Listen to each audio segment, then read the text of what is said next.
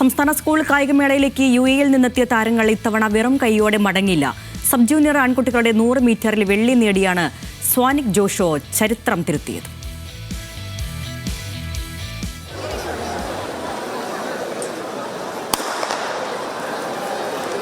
UAE സംഘത്തിലെ ആദ്യ medal ജേതാവ്. ചരിത്രം തിരുത്തിയെങ്കിലും സ്വാനിക് ജോഷിക്ക് നിരാശയാണ്. സ്വർണം കിട്ടിയില്ല.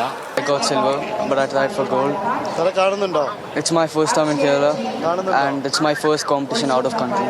I'm really happy and I'm really proud of this moment. ഈ ചെറുപ്രായത്തിലും കഠിന പരിശീലനത്തിന് ഒരു മടിയും ഇല്ലെന്നതാണ് സ്വാനിക്കിന്റെ പ്രത്യേകതയെന്ന് പരിശീലകൻ ചന്ദ്രൻ. ഒരു ഡെഡിക്കേറ്റഡ് അത്ലറ്റാണ്. എന്നും പിന്നെ പറയുന്ന കറക്റ്റ് ടൈമിന് വരും.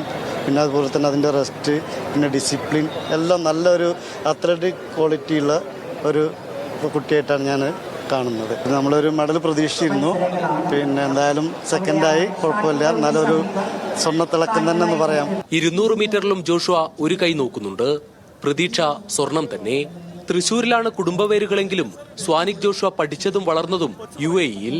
അത്ലറ്റിക്സിന് പുറമെ ക്രിക്കറ്റിലും പരിശീലനം തുടരുന്നുണ്ട് ഈ കുട്ടിത്താരം. Big training from Mr. Chandran sir for a long time, from the age of like 7, 8 until this year. His work is too much for him because he notified him what he is and he is bringing up to his level. He saw what he can do and he's having a full trust on him. UAE-യിൽ നിന്നെത്തിയ 35 വിദ്യാർത്ഥികളിൽ നിന്ന് ആദ്യമായാണ് മീറ്റിൽ ഒരു medal നേട്ടം.